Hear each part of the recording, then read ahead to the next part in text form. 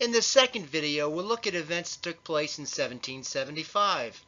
After the Battle of Lexington and Concord, the British retreated back to Boston, where they'd come from, and as they retreated, thousands of colonial militia began to encircle the town. They were unorganized, but really fired up. It's estimated that they were up 20,000 men.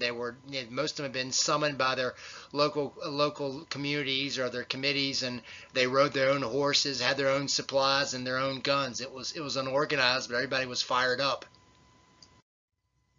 1 month later, the Continental Congress reconvened in Philadelphia, now known as the Second Continental Congress, and this group would continue to meet throughout the war and sort of acted as America's national government. It was the various committees in each colony that had formed earlier that began to act as state governments, most having selected their colonies' delegates. And therefore, the delegates to the Second Continental Congress were not elected by the people. And the people in the Second Continental Congress knew that they couldn't be a permanent government because they were not elected, and they saw that as a necessity for good governance.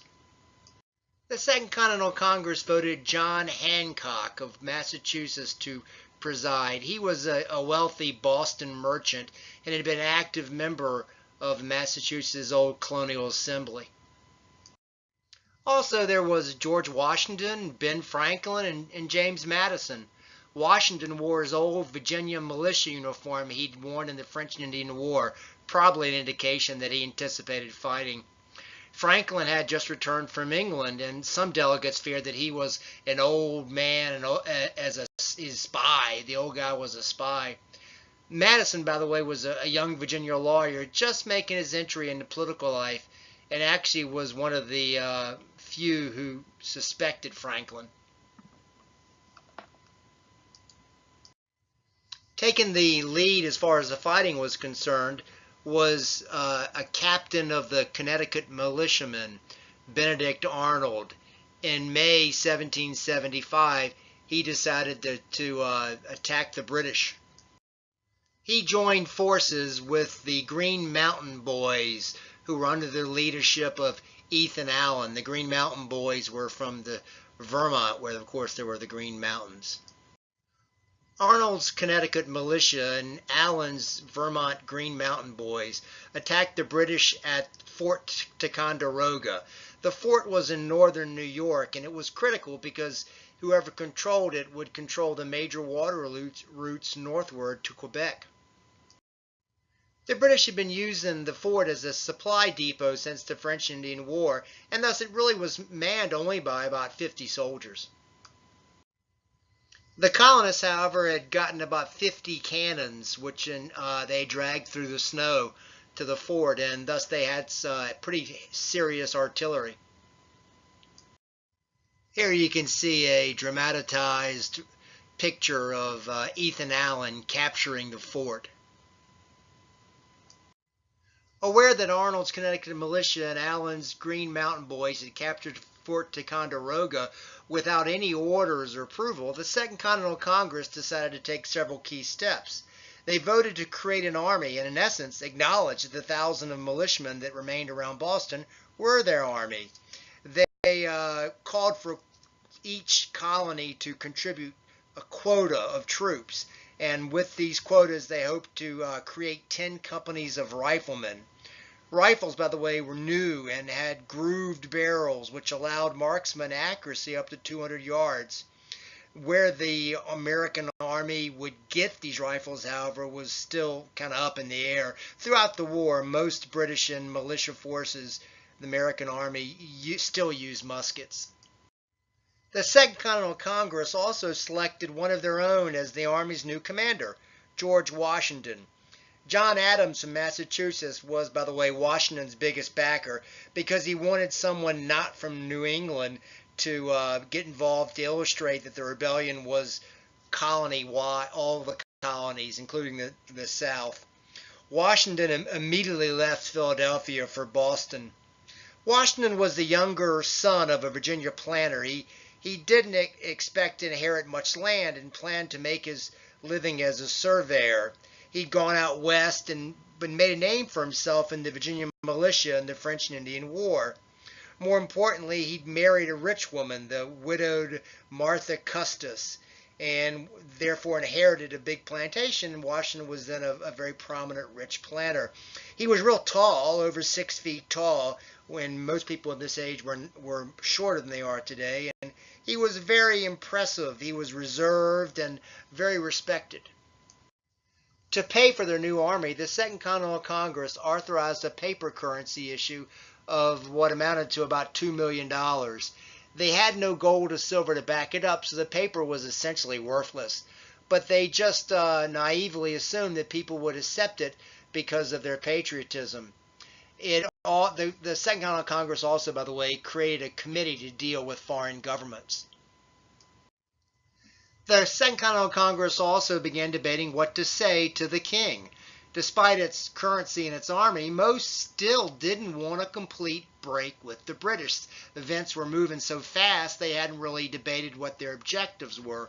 Some feared that independence, as I said, would lead them to be vulnerable to anarchy, or if nothing else, just to other powers would come in and take over where the British had left. What resulted, therefore, was known as the Olive Branch Petition, a last-ditch effort at peace. It assured the king that the colonies would be loyal and disband their army if the king would just stop the oppressive parliamentary legislation. The king, however, refused even to accept it and insulted the colonists by referring to them as children.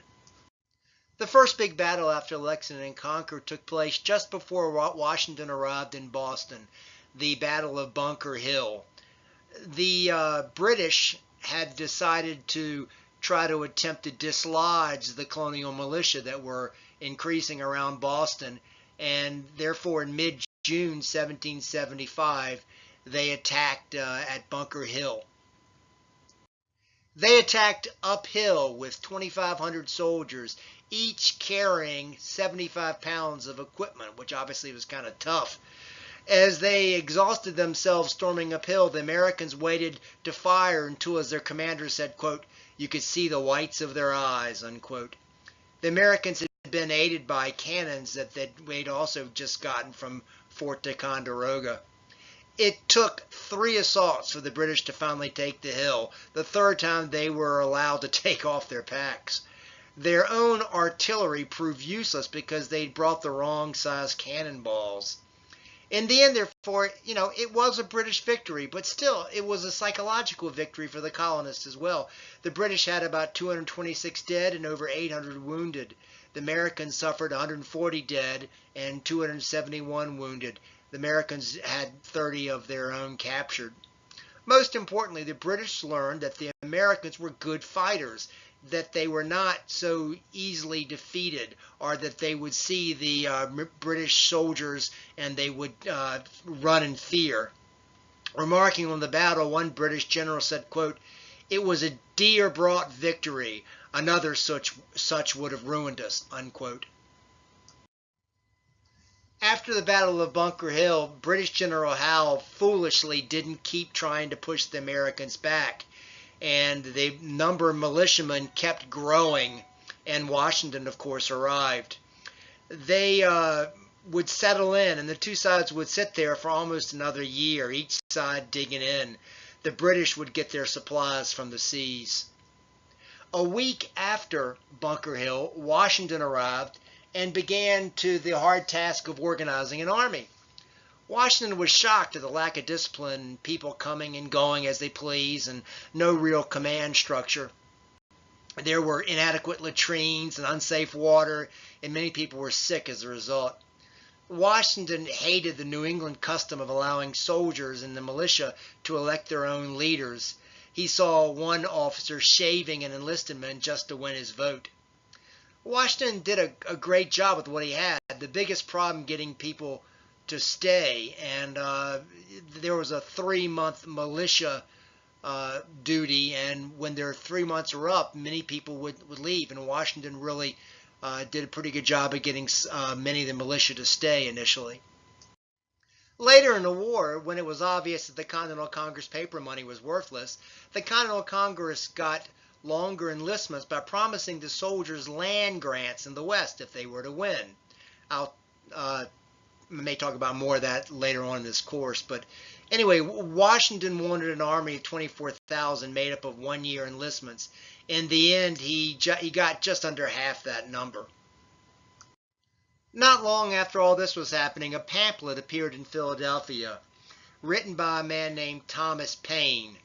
Paine was an English artisan and coffeehouse intellectual who'd made friends with Franklin in London. He'd come over from London in 1774 with letters of introduction from Franklin.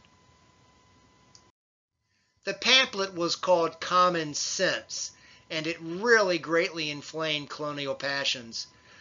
The book said, why would one man, by accident of birth, claim extensive powers over others, obviously attacking their hereditary monarchy. He even implied that the king was an ass, which broke through the automatic deference Americans had given the king. He pushed directly for a republic, a government by the people with no king at all, and he argued that the king had exploited the colonies extensively. Within 3 months after its publication in the spring of 1776, it had sold over 120,000 copies. Quickly, it became the most widely distributed political pamphlet of its day, and many credit its publication as one of the big things that pushed many Americans towards independence. As 1775 wound down, the British Parliament passed a new law called the Prohibitory Act. It was kind of a response to the Olive Branch Petition, and it declared that all the colonies were in rebellion, and it closed all American ports. It was essentially like a British declaration of war. Later, Parliament forbade all trade with the American colonies. This concludes the second video on events that took place in 1775.